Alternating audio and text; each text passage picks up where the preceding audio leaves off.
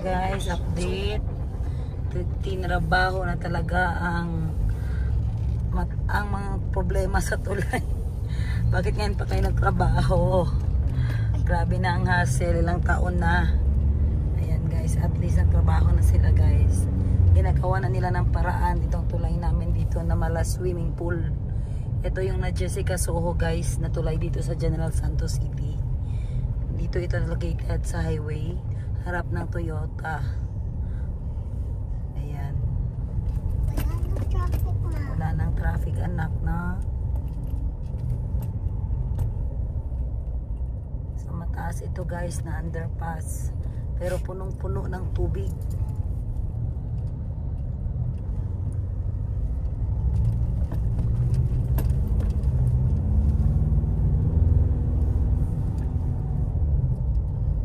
So ngayon, punta na kami ng office guys. Back to work. Back to work na si Maneng-neng. Baka nagbaba na ang daw ng Staria. Staria! BYD. Yan ang BYD guys. Baka next year na ako magkuha ng pick up dyan. BYD pick up.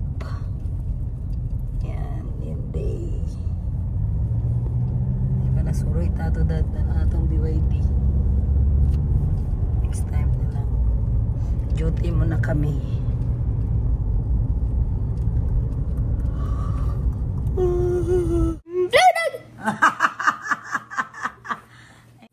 Uy, isa na.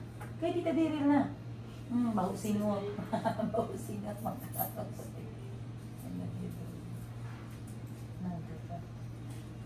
Iba again. In the house. Oh no. Don't do that. Oh no.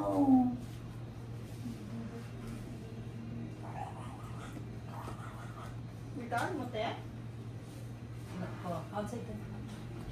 Sabay sila ng ulan guys. Ang lakas ng ulan. Ayan.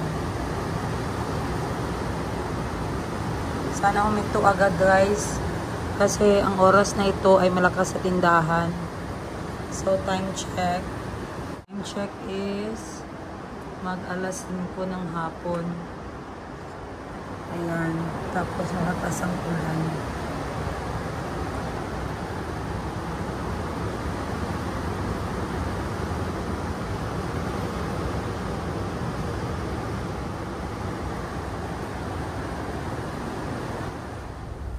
Lakas ng ulan.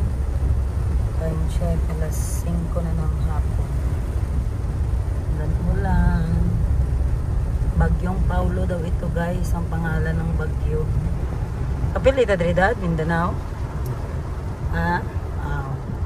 So ikog lang ni. Ikog lang ni sa bagyo guys.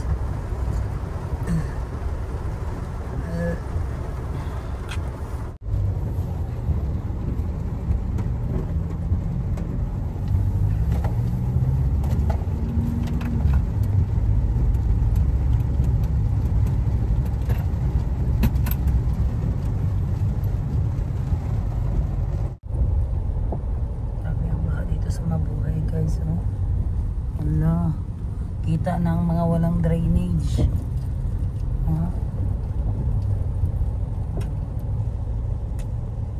Yan guys, oh.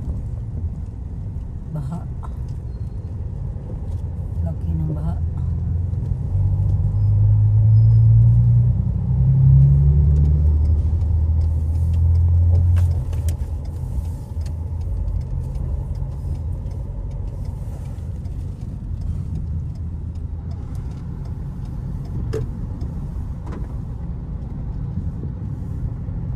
Yan ang ano natin na soki.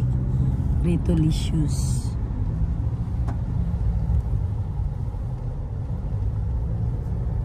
Paano na ang ano natin ito pag hindi magtigil?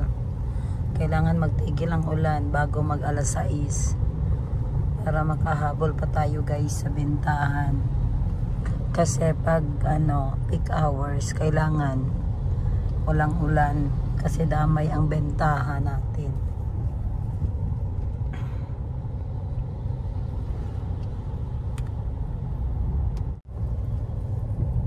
Sus, kawawa na naman yung mga small business owners guys. Oh, wala na namang benta. Oh, yan guys. Oh, marami dito kasing sa amin guys, sa palengke. Nakapayong-payong lang sila. Oh, ayan oh, magabing baha oh. So hindi na makabili yung mga customer. Ayan pa. So yun ang tindahan namin guys. So yan sa pinakadulo. Ayan. Tatlong ano yan siya. Tatlong space ang nirentahan ko para malaki siya. Kasi maliit talaga ang isang space. Ayan. So ready na yung ilaw sa labas. Yung kayo-kayan ko guys. O na nagre-rent. Ayan. So mahirap. Pag ganitong ulan. Damay-damay lahat. Yan, sana tumigil. Ayan, clear skies na. Sana tumigil ito bago mag 6.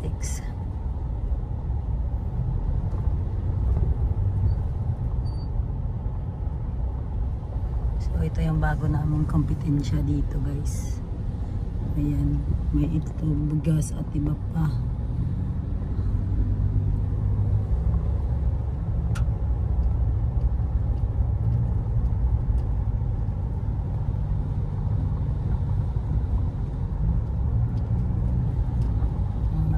Ulan ng linya kasi ulan yan, malakas din yan ang manukan sa amin pang naglinya. Handa talaga ang drainage yung mabuhay oh. Pababa lahat ng tubig oh. Sarado na si Sam.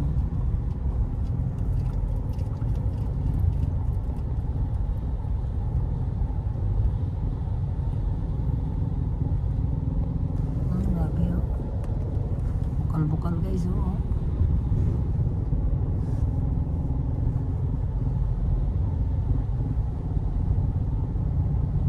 Barbecuehan oh. Suki natin dyan.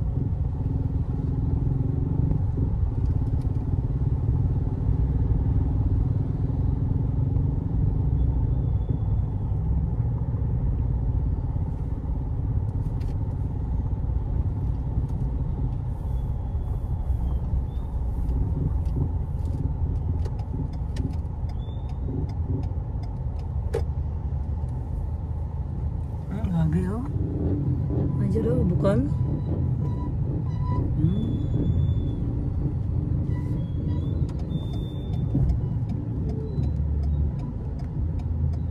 Nalala. May mga bato no?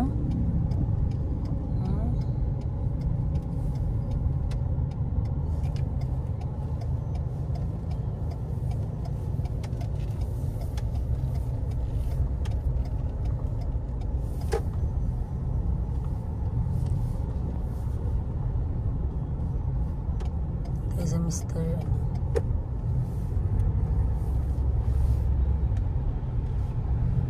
Uy!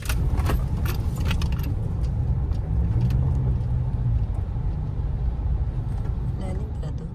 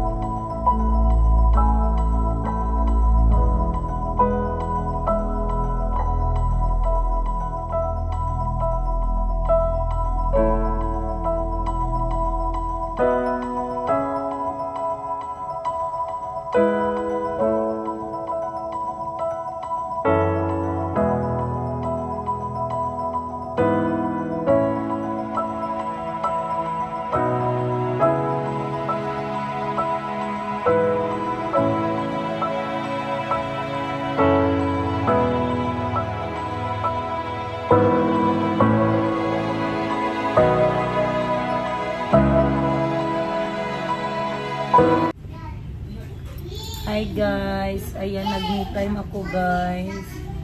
Kasi parang wala na guys, oh. Parang mag-abot na sa ano. mag-abot na sa taas yung kuko ko. Ilang days na ako, ilang weeks, ano ba?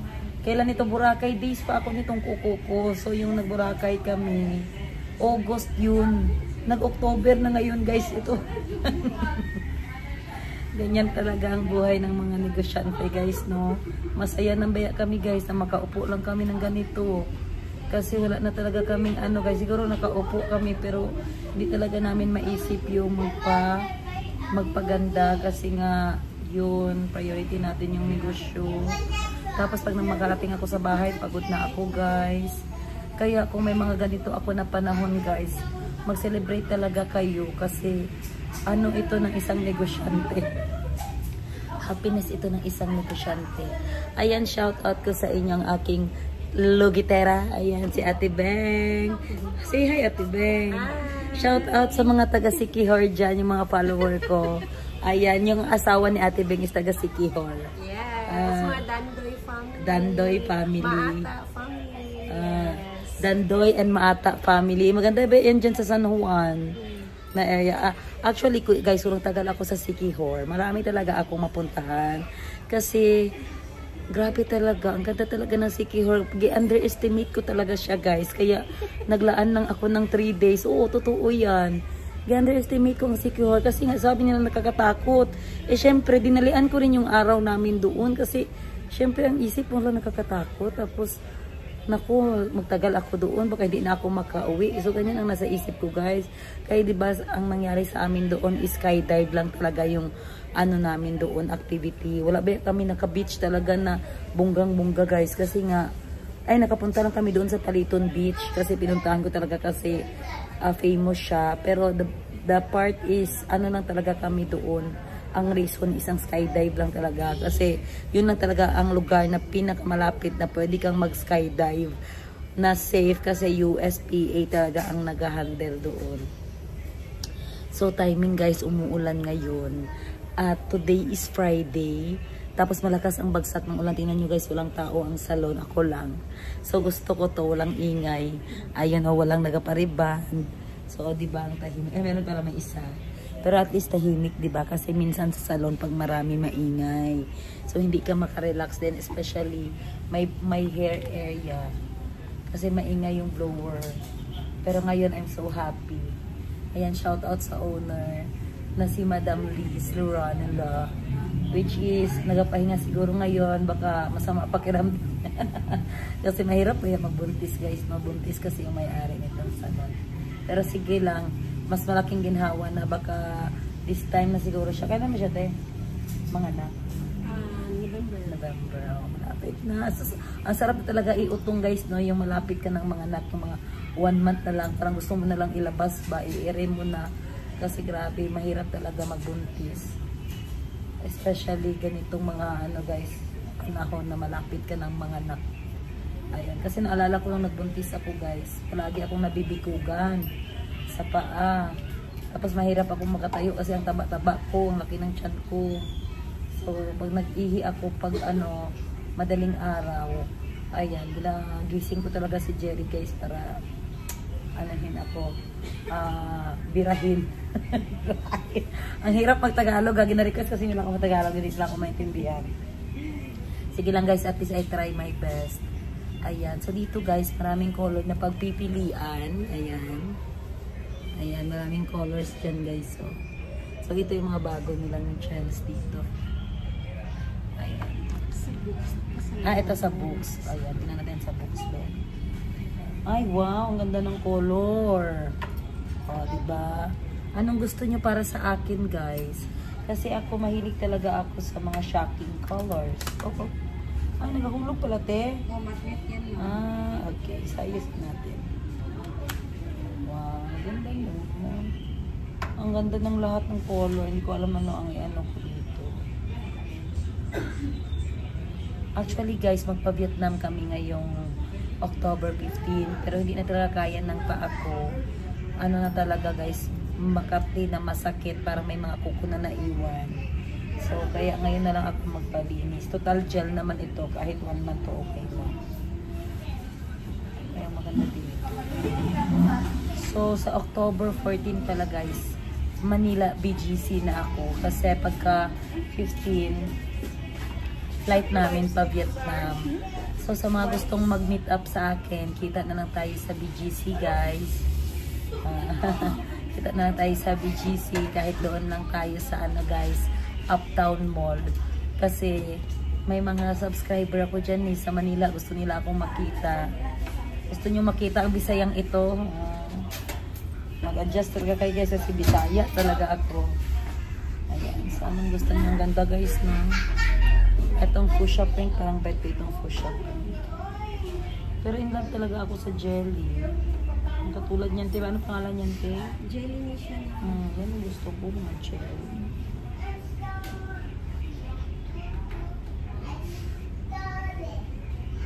Si mama gusto niya rin yun ba, magpalugit-lugit. Ito lang kung bakante na siya. Anong oras kayo, te, ma? Dito? 7:30. Hindi na mag-aya ko rin na bukas na siya ulit. Pwede pa ba? Gusto niya yung lugit din yun. Laki ng mga ingro mo. Ano mo mga mag-alugit? Si Sarah. Yan, bigate. Si Puli. October 15 to 18, nasa ano ako guys, nasa Vietnam. Kaya 20 pa ako makabalik dito sa Jensen. So magpapasabay ulit ako sa Manila guys. Sa may mga gustong ipasabay dyan. Ayan, especially yung mga OFW guys, nagpapasabay ako. So ang payment nyo lang yan sa akin is via online or GCash.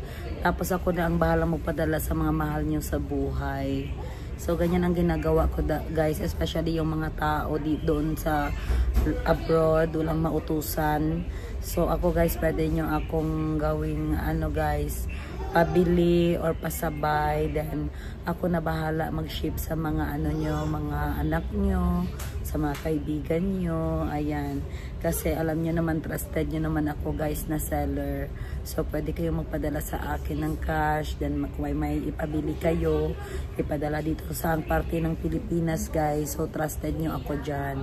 Huwag kayong mag-alala, kung hindi ko ipadala, singilin nyo si Yega. Bigyan ko ng problema si Yega. Ayan, so ngayon pala guys, pupunta sila sa bahay. So maingay na naman ang bahay ko dahil dala niya na naman ang mga anak niyang makukulit. Wala kang choice, kailangan mo silang tanggapin dahil mga pamangkin mo sila. Kahit makukulit, maiingay. Ayan. So time check, ang oras ay 5:30 ng hapon. So masaya ako sa aking me time guys. Wala akong pressure today. Nahabol ko lahat ng due date ko kaninang umaga. Kaya umuwi ako dahil na-relax ang isip ko guys at itinulog ko muna para naman yung brain cells ko makapahinga. Kasi kung hindi ako matulog guys, wala active lahat ng brain cells ko. Kaya binibigyan ko talaga ng panahon guys na makapahinga ang utak ko. Kasi alam niyo naman, isa lang ang utak natin. Tapos marami tayong pinoproblema. So ganyan ako guys, yan ang technique ko. Itulog ko talaga pag natapos na yung pressure sa utak ko. Para naman hindi masyado siya bugbog. At hindi ako madaling kunin ni kamatayan. Ganyan talaga guys, basta negosyante kayo, dapat marunong kayong ng sarili nyo. Bigyan nyo ng relaxation. Ayan, bigyan nyo ng time ang sarili nyo guys. Kung sleepy kayo, itulog nyo yan. Kasi may mga may mga instances na kailangan mo pang bumili ng gamot para lang makatulog ka. So habang nakakatulog ka, pinapatulog ka, matulog ka. Kasi libre yun. Tinatawag ka ng katawan mo na magpahinga, itulog mo. Kasi siguro guys, alam ng katawan ko guys na nakakapagod talaga yung trabaho as owner ng business. Kasi ito lang ang gumagalaw Hindi gumagalaw ang katawan ko, pero yung utak ko grabe loaded ito guys. Kaya inaalagaan ko talaga. Pag gusto kong matulog dahil stress ako, ginatulog ko guys, kasi ginakuha ako ng unan. Ginakuha ako ng katre ko guys. Parang sinasabi niya na matulog ka nga muna. Total natapos mo naman yung mga utang mo, bayaran ngayong araw. Bukas ulit. So ganyan. Ganyan ako guys. So may subscriber nagtanong sa comment section, paano daw ako naging naging successful sa buhay? Actually guys, yung question na yan, hindi ko talaga yan siya masagot guys. Kasi hindi ko naman talaga ito pinlano na maging successful ako.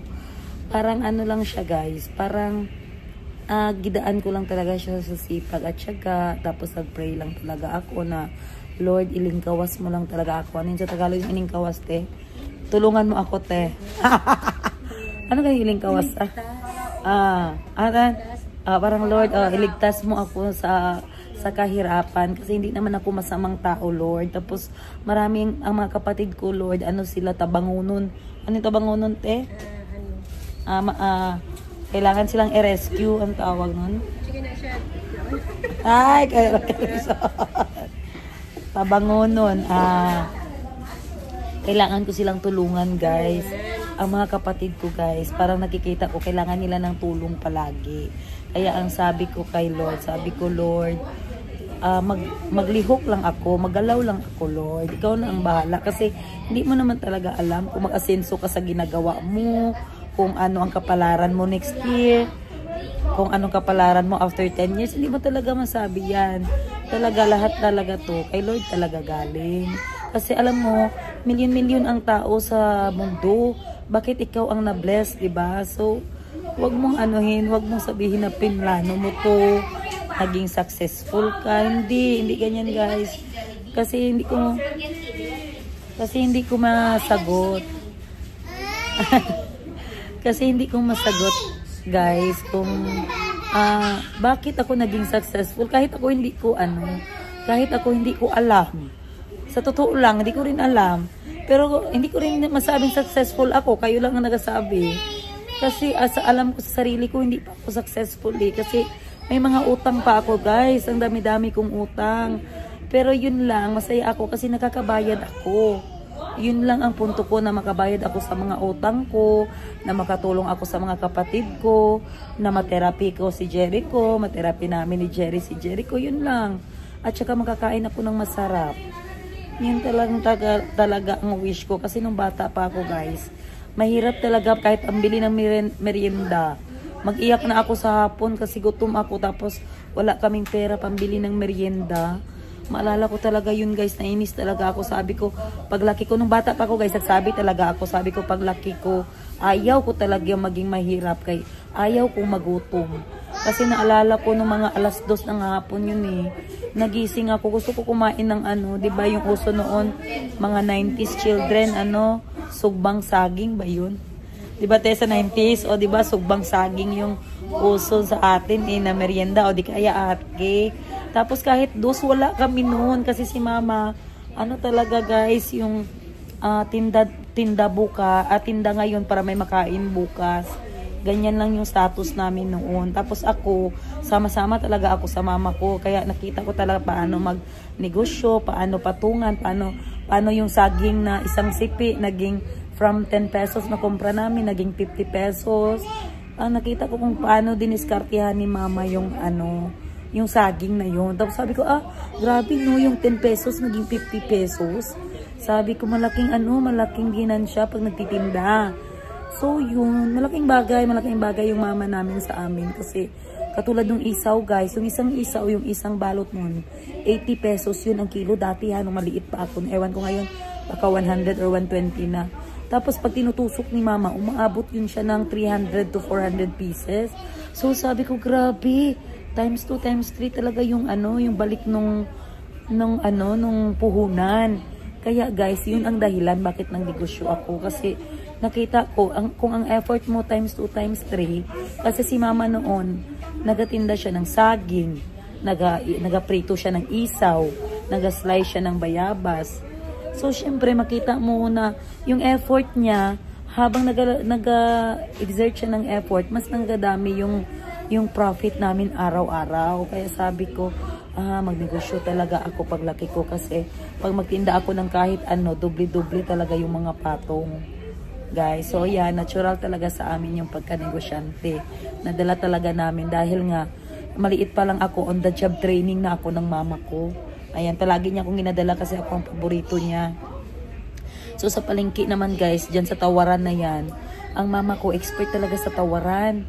Kaya mahilig din akong tumawad. Ewan ko kasi kahit may pambayad na ako guys, masarap pa rin makipagtawaran talaga. Ganyan good. Kaya yung parang importante talaga sa iyo yung every drop ng money. Kung pwede pang makalis ka ng 10 pesos to 20 pesos, parang ano talaga. Pero ginapili ko rin guys ha, kasi nung naglaray kami sa Gulayan, yung palengke dito na mura lahat. Dako tino, yung may palengke dito na mura lahat. Hindi talaga ako naghangyo guys kasi kukulagi. Sakit kaayo. So ayun guys, tatanggal ni ni Ate Beng yung kuko ko. Ayun yung laki. Hindi ginahanap po sa Ate Beng guys kasi nakukuha yung kuko tapos walang dugo na lumalabas. Kasi yung iba nakutkot na ang lahat, hindi pa nakuha. Ayun. So, ganyan ako guys. Kaya nataka kayo, bakit hindi ko masagot? Hindi ko talaga masagot guys. Bakit ako na sa tingin nyo successful ako? Siguro sa inyo. Pero, totoo naman. Kasi nakakakain ako. Yung pagkain ko lang ng masarap guys. Na makabili na ako ng gusto ko. Masaya naman ako doon. Tapos ngayon na naman na makabili na ako ng gusto ko. May fatty liver na ako. So, hindi ko na rin makain ang mga gusto ko. Kasi nga, may sakit ako sa liver ko. Ano ba yan? Kaya nga sabi ko, hindi talaga lahat ibigay ni Lord. Kasi may pera ka na, pero may sakit ka. Actually, hindi naman siya masakit, guys. Pagpa-check ko lang sa liver ko, is mataas yung result ng fatty liver. Grabe daw ang fat ng liver ko. Oh, magkain ka pa ba niyan? Siyempre, takot ka kasi wala ba yung simptomas ang liver? Pag once magsingil yung liver, ano na yun? Lala na yun. Pero hindi siya nagabigay ng symptoms na nagtabunan na siya ng fats. Pero ako guys, na-curious kasi ako guys, bakit malaki ang tiyan ko, ayan. So, gipa-check ko, yun pala, dahil pala yun sa fatty liver ko. Hindi na masyado makaano ang tiyan ko dahil yung liver kasi malaki ang tulong niya sa pagpapaliit ng tiyan. So, natabunan na siya ng taba. So, from 140 guys, naging 70 na lang, start nung nag-gym ako. Nag-diet talaga ako guys. Marami akong pagkain na inayawan na masasarap kasi nga dahil nga sa kondisyon ko, ayoko pang mamatay, Diyos ko. Ang liliit pa ng mga anak ko guys, kailangan pa nila ako. Kaya ganyan guys, hindi lahat talaga ibigay. Kaya nga sabi ko sa kanila, grabe no, may pambili na tayo, hindi naman tayo makakain. Nung wala tayong makain, nung wala tayong sakit, wala naman tayong makain. Ay, ano ba yan? Kaya man naiintindihan mo na talaga yung ano ng mundo, yung kung ano ang gusto niya, na hindi niya talaga ibigay lahat sa iyo, ganyan. So, okay lang yan guys, kung naisip niyo na successful ako, okay lang yan. Pero ako talaga guys, okay lang talaga ako nga, hindi ko lang talaga masagot bakit naging ganito, kasi sa awa lang talaga ito ng Diyos guys. Kasi sa dinabi-dabi naman ng tao, diba, pwede naman akong maging pulubi or maging buang-buang sa daan. Oh, bakit tayo na-bless tayo ni Lord na nakaupo pa tayo dito sa salon, nakapalinis pa tayo. Ganyan lang guys. So, enjoy lang natin ang blessing kahit ano. Kasi ako guys, kahit afford ko naman na magpa-salon palagi. Pero hindi naman ako ganyan guys. Kung kailan talaga masakit, talaga doon pa talaga ako magpa-salon. Kasi hindi man masyado ako maarte guys ba, para lang akong kikay. Sa tingin nyo, para lang akong kikay, pero hindi naman ako maarte. Kikay-kikay lang talaga ako guys, mga sexy-sexy lang yung suot ko. Ayan, kaya sabihan nyo ako small laude ka, wala nga akong wala nga akong kumpanya katulad ni Small Laude. Grabe yung mga candy na mga kasi si Small Laude guys, ang business nila is parang white rabbit ba yun, at saka snow bear. Yan ang business ng asawa ni Small Laude, di ba? Tama ba ako? Kaya mayaman na yan talaga sila guys. Since pa, kahit hindi pa siya nag-asawa si Small Laude, mayaman na yan sila. Pero thank you guys ha. I'm so flattered. Kasi idol ko si Small Laude talaga. Nagpapanood talaga ako ng mga vlog niya. Kahit alam mo, puro patawa ang ginagawa niya. Pero totoo naman, natural naman talaga patawa niya. Hindi naman yung crying hard. So ayan ha, nasagot ko na ang tanong niyo.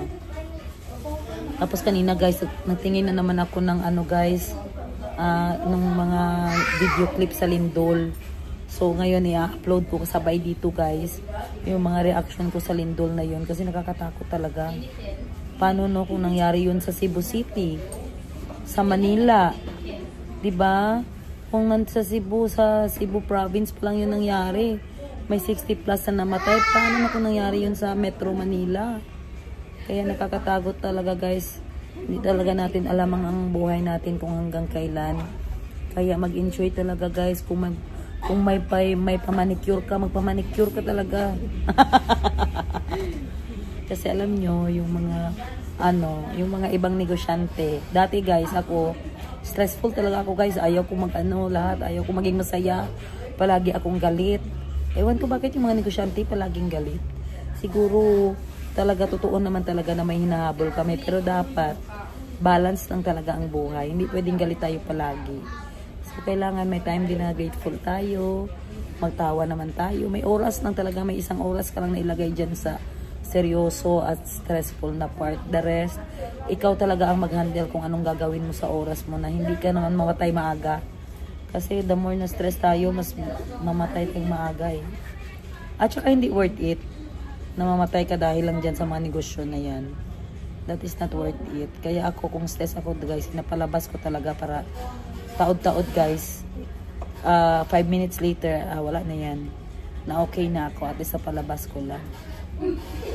Pero dati guys, hindi talaga ako ganyan ka-expert. Whole day talaga ako galit.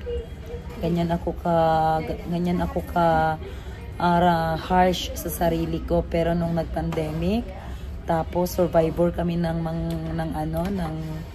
tawag nito, COVID. Ay naku, nagbago talaga lahat guys. Tapos yung na-diagnose yung anak ko na autism, ay mas lalong nagbago guys. Kaya life is short talaga. Hindi worth it yung ma-stress tayo sa mga bagay na hindi mo naman ma-i-stress yan after 5 years. So isipin mo guys sa isang sitwasyon, pag i-stress mo siya, makaka-apekto ba ito 5 years from now? Stress ka pa ba niyan o tatawa ka na lang after 5 years sa problema na yan? So isipin mo, kung tatawa ka lang yan, huwag mo na i-stress ngayon kasi sayang, 'di ba? So enjoy mo na lang, tanggapin mo na lang na may problema talaga na hindi talaga natin ini-expect na dumating. Ganyan man, tao man tayo guys. Normal talaga yung problema. Kahit anuhin natin yan. Kahit anuhin natin likay niyan na nagadating talaga ang problema. Kaya ang sabi nila, it depends how you handle the stressful situation. Totoo yan guys. Sarili mo lang talaga ang makaka-handle ng mga stressful situation. Hindi ang mama mo, hindi ang kapatid mo, hindi ang asawa mo, hindi ang anak mo, kundi ang sarili mo. Kaya dapat kung stress ka 5 minutes, bawiin mo na agad. Magpakasaya ka na. Kasi hindi mo talaga alam na baka tirahin ka ng stress mo at mawala lahat. So, useless lang ang lahat guys. Ayan. So, siguro ganyan ako guys kasi nakita ko kailangan pa ako ng mga anak ko, maliliit pa sila. Tapos hindi ko alagaan ang sarili ko. Tapos sino lang ba ang magre-rescue sa kanila, 'di ba? Nanay lang talaga, kahit ano pa yan sila. Nanay lang talaga palagi ang may problema sa mga anak nila. Kaya kung iiwan natin sila sa iba, do you think ang sakripisyo natin sa mga anak natin is gagawin ng iba, 'di ba? Hindi. So tayo din yan guys. Grabe na pahaba ang sermon ko sa inyo. Kasi minsan lang talaga ako makaupo. Hindi ko kayo makausap kasi busy ako masyado.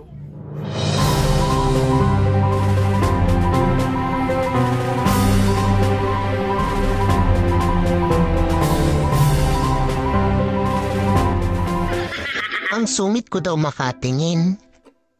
Pala nga naman mag-beautiful eyes ako. E di na in love ka?